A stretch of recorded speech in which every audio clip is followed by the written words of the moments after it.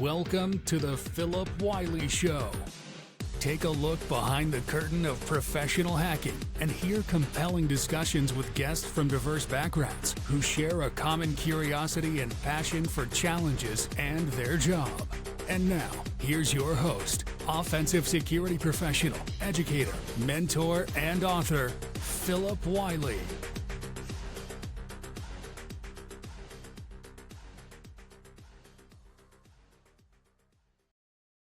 Hello and welcome to another episode of the Phillip Wylie Show. Today I'm joined by my good friend Shubham Khichi. Shubham and I go back to around the pandemic. Shubham was a podcaster and I was on his podcast and we kind of connected. He's local and we meet up from time to time and have become good friends over the years.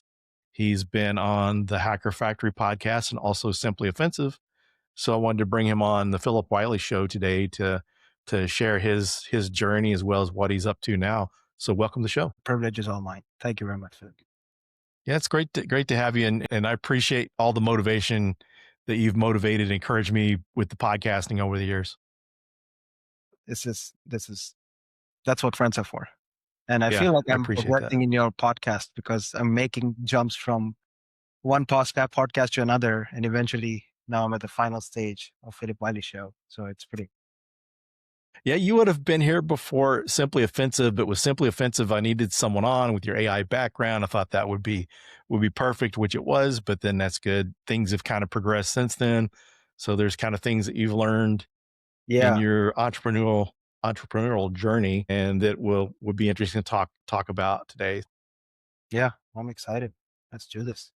So why don't we start out by you sharing your hacker origin story, kind of how you started out up into where you are today? It's I started on in college, UT Arlington, right? And it's right here in Arlington, Texas. And I am an alumni of UT. I started by running Kali back in the time when Kali was not even Kali known. It was Backtrack. And I found a tool and I just ran the tool. I was on UT's network and it brought down one of the subnets because of the amount of pings it was making, or the tool was completely nuts.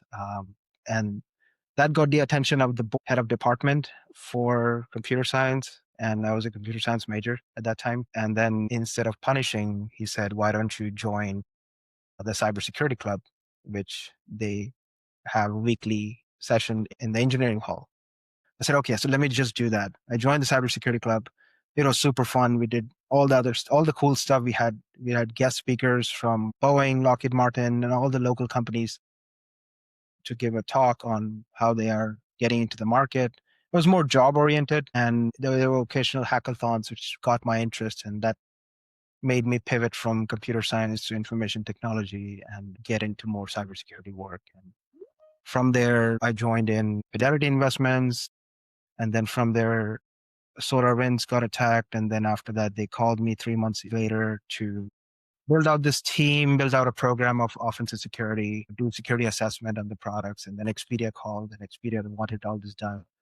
And then moved on from those places to like, hey, I think I'm enough knowledgeable to get into an entrepreneurial journey and do something which changes the world and build something which people really want to use. And that's where we are at CyberAGI, is we're building things which people who are buying it really care about and going to change the world, change their lives, make their lives really simple to use, and keep the jobs. I'm a big bullish on jobs should be kept, not replaced, even though it is with AI, because people come with experience. People come with tenure. They understand the systems much better than AI systems can. Even though we are building technologies which are designed to understand large systems and code bases, it doesn't mean that it's designed to replace people, because they bring in some critical knowledge and judgmental analysis that allows them to make a call. If something needs to be suppressed, they suppress it. Something needs to be escalated, they do it. You can't do that with an LLM. You can't do that with an agent, even though you want to, until the time comes when it fails. So that kind of risk I'm not ready to take at any given moment. So I'm always building things which kind of help people, kind of help me run these assessments in a setting. And now it's helping customers. Yeah, that's awesome. And I like the fact that you're not trying to replace people, because, that's not always the case with different technologies. Some people really don't care whether it replaces people or not, but that's, it's just like I was talking to someone the other day, if you overall big picture, if you replace all the jobs, some of these companies are product companies. How is someone going to be able to afford your tech if they don't have jobs, good paying jobs? So you really have to keep people Yeah. in the picture. And I like that you're doing that. And offensive security is a very small space. The entire market is, you can count the people and how many people exist. It's so small. And even in a big enough enterprise, like a large enterprise, you just have like 10 people running the whole company's offensive security. So within that, if you're cost cutting, then you're really asking for trouble, because these are the people who are champions for CyberAGI. We really want offensive security engineers to succeed, in general, security engineers to succeed. And if they don't advocate for us, then whom are we even selling it to? That becomes a problem. And that's one of the nice things too, is just you talk about how small some of these companies are. I used to work for a large bank, and think in security, we had like over 1,000 people in security, but there are only 13 of us on the pen testing team. We're only able to get through half of our PCI pen testing each year. So if we had something AI or some kind of automation, we could have tested those environments multiple times, which is what you need to do. And I really want to see people adopt what you're proposing, to be able to have this automation to scale the people that you have to do more, instead of having to cut back and you can't do as many pen tests because you don't have the budget or you don't have the staff. Yeah, that should never be the case. Then it becomes a problem that you're constrained by the budget, not because of skill. That's a bigger problem. So now some of the products out there that automate pen testing are just purely, you set it up and run it. You don't have a lot of interaction with the product. How about your product? Are the people using the product able to interact with it? Or is it just like these other solutions where you go in, put in your subnets or your URL, run it, it does everything, and you don't have any way to intervene? Well, Excalibur is different. It is designed for humans to use, not by machines to automate. It has a lot of AI agents and large language models running in parallel, but it targets friction points on security engineering. We're building an all-in-one security platform, which has every single component of offensive and defensive security, and even compliance. We're building compliance as well. So once a customer adopts this product inside the company, it's designed to reduce those friction points to allow you to speed up your process. So just like you said, we could have ran PCI, the whole thing, if we had some sort of accelerator to speed up the process. Well, that's a friction point because of the people, right? If the skill is the problem, that's a different issue. But if resource is the problem, then you need a solution like this to augment manual labor with large language models and these specialized agents which are created. I'm indifferent of the fact that these agents run behind the scenes and they produce output. It's because it is done so much in the wild that it's not proven enough to run in an enterprise setting. That's the question we need to discover in 2026 is, can you trust in large language model and its agents, even though you have perfect guardrails, to not break sensitive production systems? And what happens when it breaks it? Are you going to call the insurance company and get the damage waived off, or are you going to fire the vendor?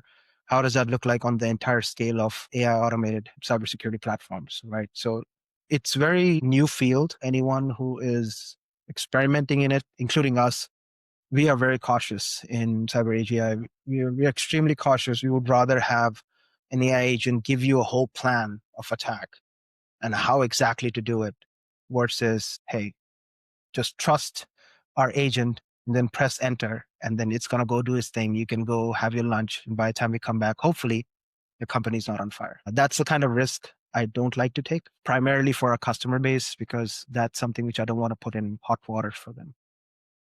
Yeah, and I think one of the things I love about a solution like yours is, we mentioned earlier, being able to scale what you're doing.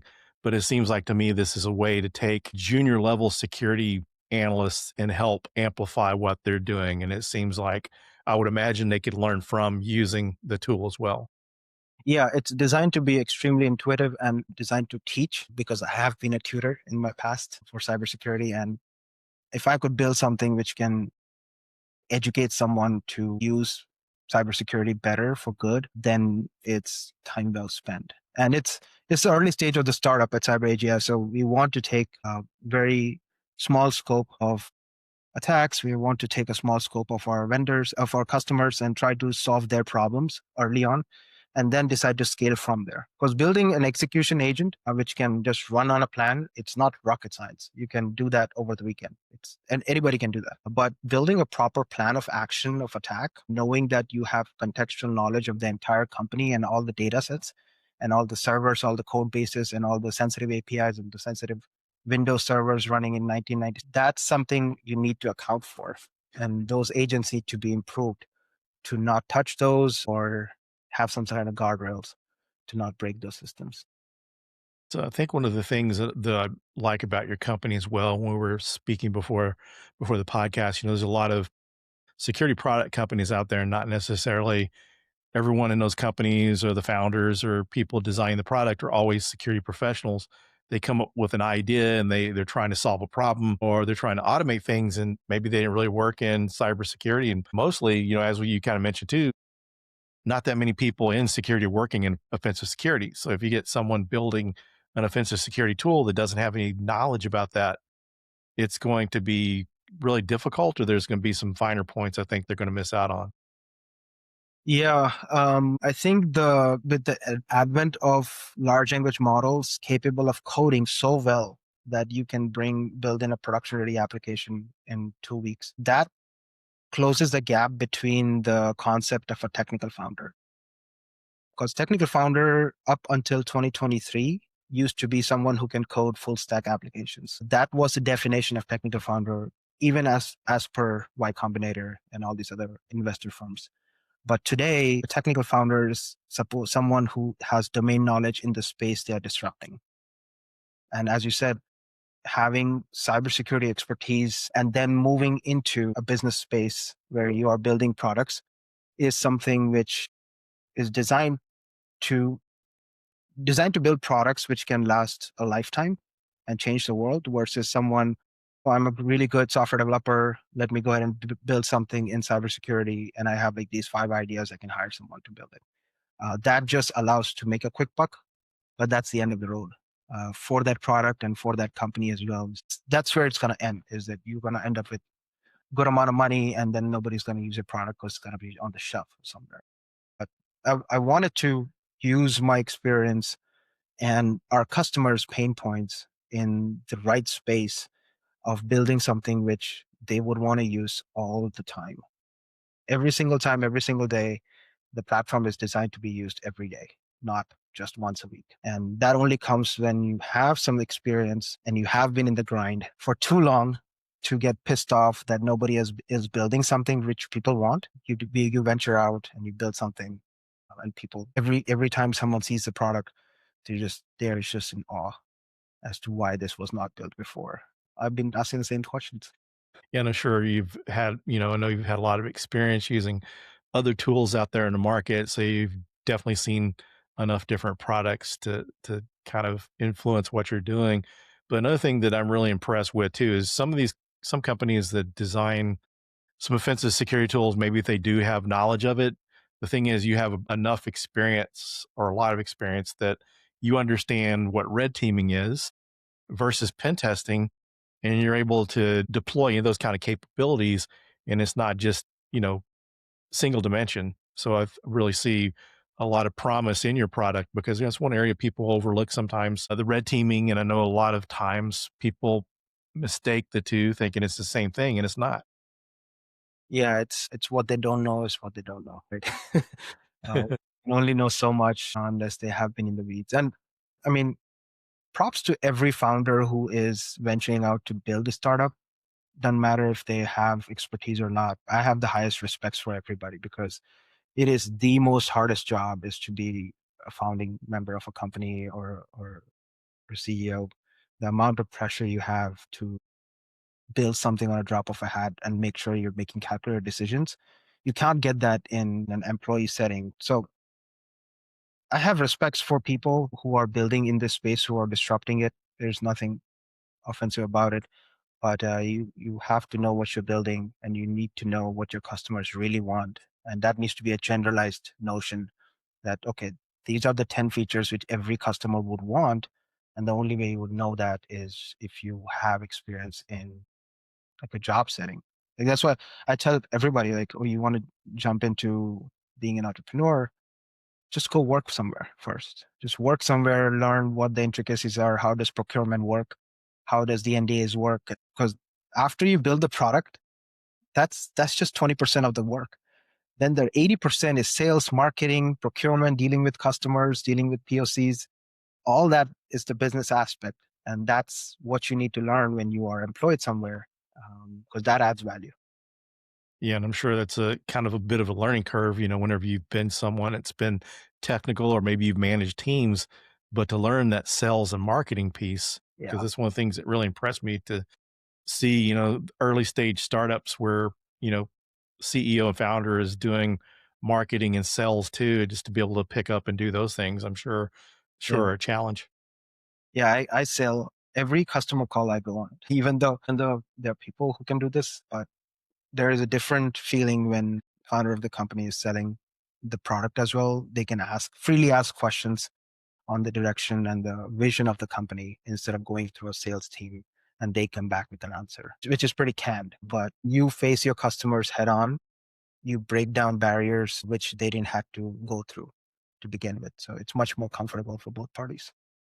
And it's getting down to those details because I know like startups that are more established that they've got salespeople and sales engineers, and maybe these sales engineers that are doing the demos, maybe they never worked in offensive security, so they don't have a full grasp of the terminology and don't understand, and they've got to go back to the engineering team to find out. So I guess that, when early stage like you are, you're able to answer those questions directly. You don't have to go back to someone else because you're actively building this product.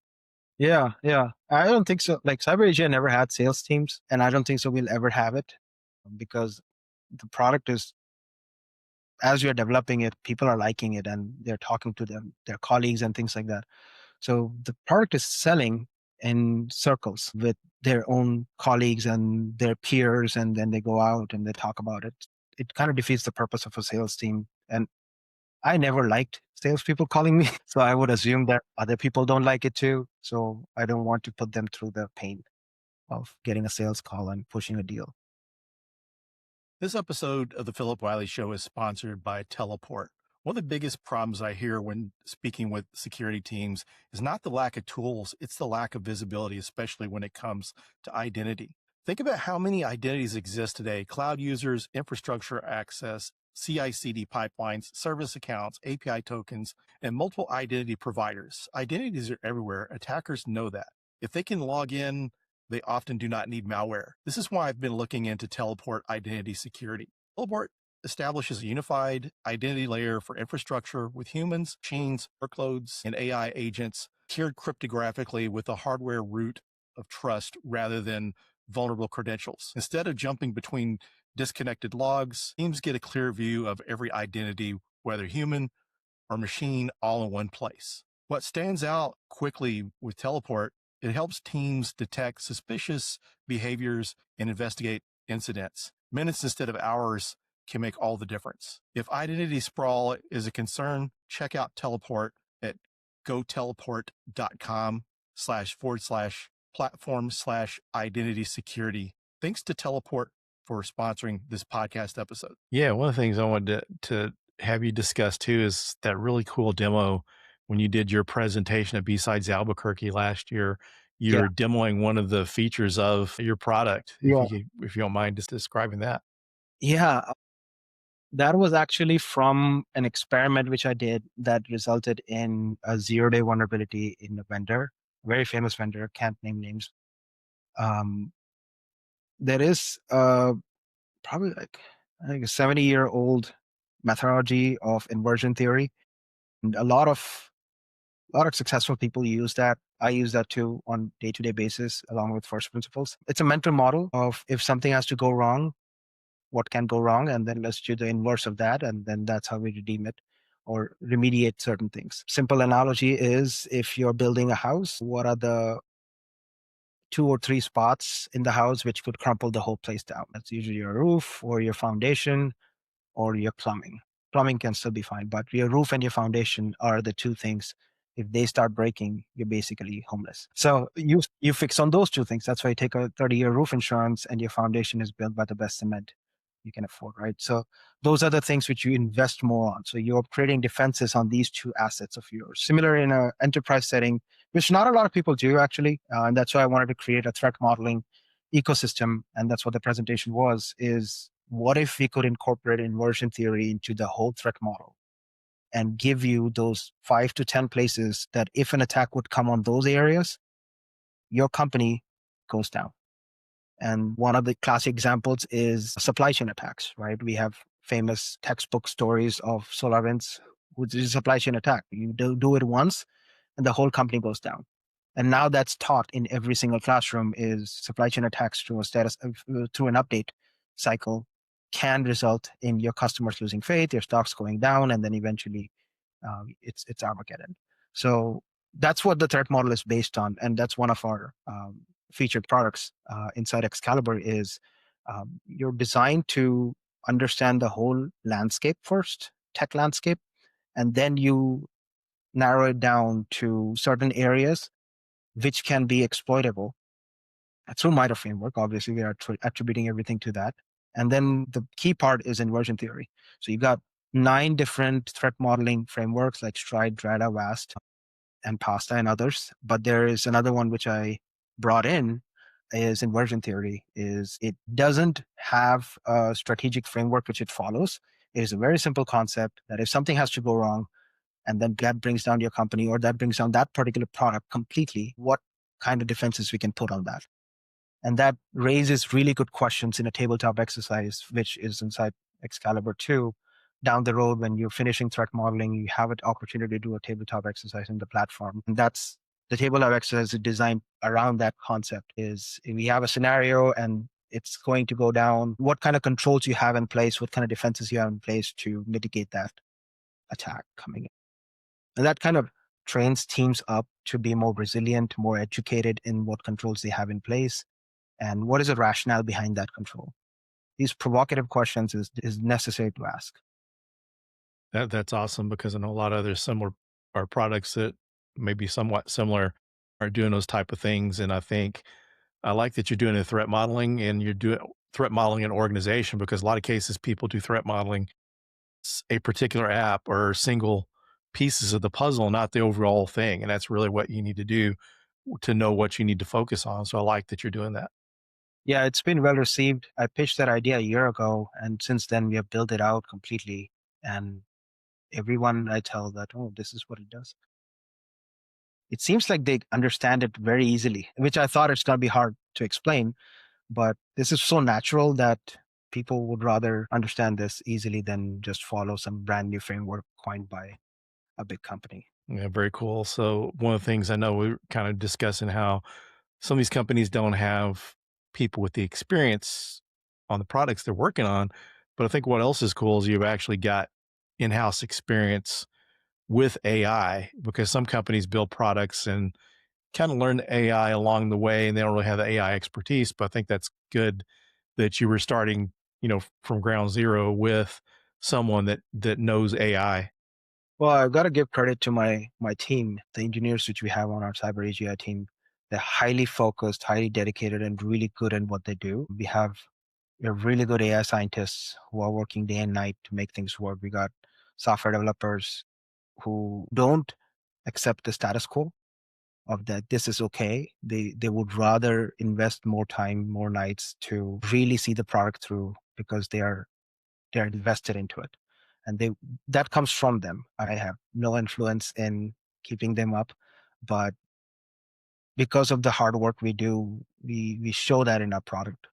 And that's what our customers see too, is if they come up with Like, hey, we want you to come up with this idea of how we can automate this particular part. The team actually gets on it before I even explain my thoughts on things, and they're really good. The credit needs to be given to them Well, for that's good. ideations and execution.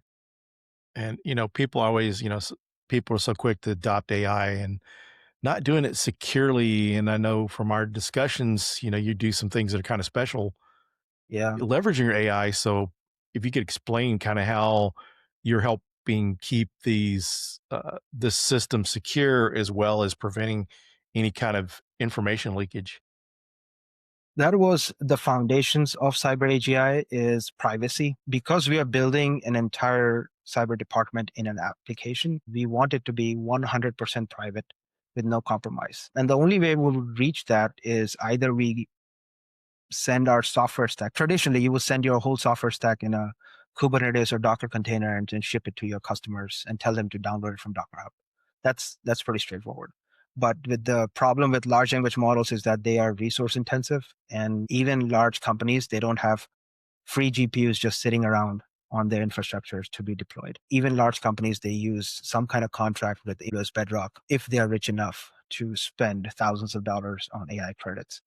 And it becomes really difficult to justify the future of privacy in software products with AI models because they require these GPUs to run, and they're expensive. They're not cheap. So what we decided is, how about we pivot from being just a software company to be a software and a hardware company? And we buy these GPUs, build our own systems, configure the hardware to work with our systems, and then we ship this entire hardware to a customer with the database, with the large language models, with the agents, with everything, the whole magic show. And what happens because of this is you can keep the product and the hardware with you on a yearly license. And your data, which is the most critical part and worth its weight in gold, is private, 100%. You don't have to sign and concern about is large language model being processing my queries, my sensitive information to train. I don't have to provide you a policy, which is most of the time incorrect, where it's like, oh, we are not training on your model, but we can still see your inputs and outputs. Because the concept of the way large language models function is that they cannot understand encrypted text because they don't have a decryption key. So in order to understand the request coming in, which involves your whole prompt and your sensitive information, they need it to be in clear text. And you got tools like LangFuse and LangSmith, which are observability tools. And just like a logger in TypeScript or Python, which shows you the logs behind it, these tools are designed to show you the transactions happening between large language model and the prompt which is coming in and what the output of the model is. It's designed to debug, but at the same time, it's a security issue because now the developers in that vendor company can easily see those transactions. There is nothing you can do to prevent it. And that's something which nobody's including in their AI policies. And that's the last thing I want to fight is when we are building a future of private AI specialized and fine-tuned on that particular use case, we cannot rely on a prompt and a large language model from Anthropic or OpenAI and then feed into their business model more and more. And one fine minute, they decide to create a privacy policy that you cannot use our models for offensive purpose. Well, then our entire company goes bankrupt because now we cannot afford large language models and nobody's going to give it to us. So we made an early on decision that let's not depend on these commercial providers who are very brand new to the space. Let's build our own. It's going to take some time. It's going to take extreme amount of hard work. But on the long run, we will have really good models who do one thing right. And we can create a distributed system of it and then ship it inside our own hardware, which we improve it, fine tune it, and then ship it to customers. And we can upgrade those hardwares every time. Like there is no requirement of users in our platform. We can have unlimited users. So if the hardware starts to choke up, we can always add more. And so one of the big questions we always get is, will AI replace pen testers? What are your thoughts on that question?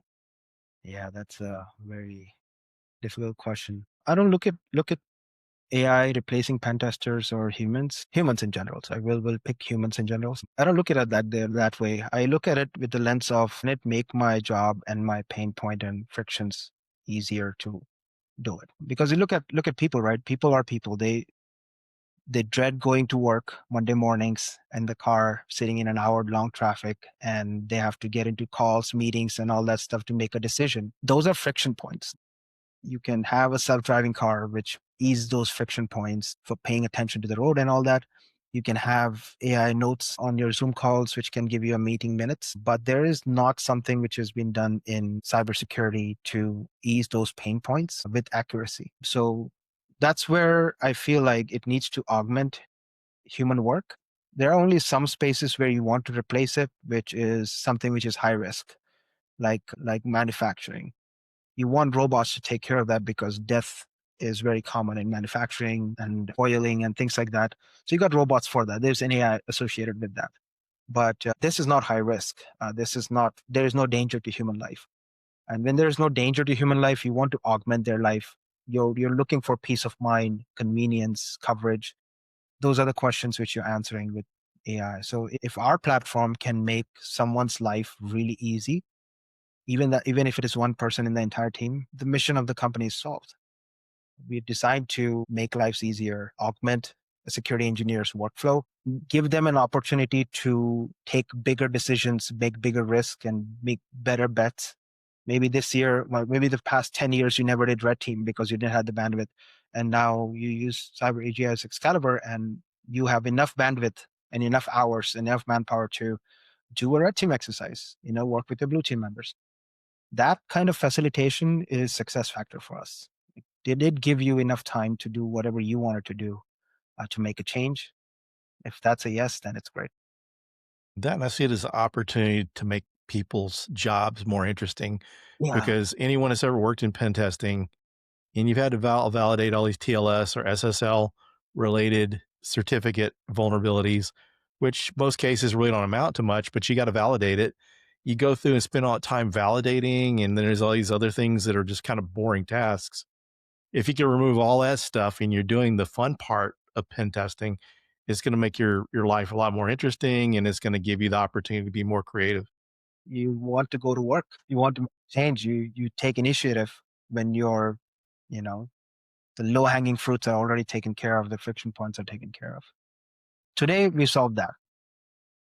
What the end of 2026 looks like, I don't know, but I have a projection that the future is going to be private AI, private LLMs, and privacy is going to come back on the page front and center. And companies will not want to take the status quo that we don't train on a model, a quotation, and then move on to purchase a SaaS product. That's the bet we are making at CyberAGI. And every customer we pitched it to, they just want the hardware and the software. They don't want the SaaS offering because we put it like that. We give you a SaaS offering too if you want it through your AWS deployment. But then I also tell them that you don't have to pay for credits, or you can use the model as freely as you want, how many times as you want, no charge. And that kind of entices them because the GPUs are extremely expensive. The credits keep on increasing. The GPU costs keep on increasing. So it becomes very hard for companies to make a unit economics around it. So, what advice would you have for someone that's an aspiring pen tester? Things have changed so much. AI is in the picture. Technology keeps advancing. What's your advice for someone that's interested in a career in pen testing? I keep telling this, nobody takes the advice. I tell people that you have the most revolutionary technology ever seen by mankind since the invention of internet, and before that the invention of medicine and fire. Now you have a brain which is capable of making mathematical connections to solve a problem, and it can solve a problem from 100 different ways if you have the time to listen and utilize it. Human beings, I tell people that you need to focus your time to take bigger risks, and those risks needs to be so many in number that the good majority of them pay off eventually. If you utilize these large language models for pen testing, for learning how to code, for finding vulnerabilities in code, it not only helps you learn, but also take on more opportunities. And some of them will work, but some of them will be really good for your career and for the betterments of society. And you learn, and you're on the front end of the wave, which is the AI wave. If this wave goes away and you're on the back tail of the wave, then it's just going to be very difficult to scale. So if you are still here, it's still early 2026, just jump on the bandwagon, stop following the noise on LinkedIn and Twitter about influencers, and just try to do your thing and work really hard. It's very hard work. So we're getting down towards the end of the episode. Is there anything you'd like to share that we didn't discuss? Nothing much. I'm super privileged to be at your podcast, and I think this is the new form of media, and I truly believe that this should be like long form podcasts like this should be the norm of consuming knowledge. I think we're making really good progress, and you're making a big difference. Thanks. It's an honor to have you on. I appreciate your continued support, and just one of the goals of the show is to help other people and just be able to share experiences like yours. Maybe there's someone out there that's bored in their job. Maybe they're in management or something and they just don't know what they want to do next. Someone comes on as an entrepreneur, maybe that will spark, their desire to start a startup themselves. And so that's one of the great thing about other human beings is we have others to encourage us and inspire, motivate us. And so that's, one of the big goals of the show. And I'm sure that the audience will get a lot out of this episode. And self-belief, man, you need to have extreme amount of self-belief. And that's the reason, Philip, you are there where you are, is because you have tremendous amount of self-belief in your stuff and your voice and your influence and reach to people that you made it this far. I'm super proud of what you've accomplished. Thank you. And it's been fun watching you too as well with your startup and seeing how things advanced. I'm very impressed, and a lot of the ideas is way outside the box that other people weren't doing. So look forward to the future of your product and your company and see how it progresses. Yeah, I'm super pumped. Super excited. Awesome. Well, thanks everyone for joining, and we'll see you on the next episode of the Phillip Wylie Show. We'll be sharing Shubham's LinkedIn and his company website so you can find out more about him and his product. So thanks for listening. Subscribe, and until next time, take care. Thank you for listening to the Phillip Wylie Show. Make sure you subscribe so you don't miss any future episodes. In the meantime, to learn more about Phillip, go to thehackermaker.com and connect with him on LinkedIn and Twitter @Phillip Wylie. Until next time.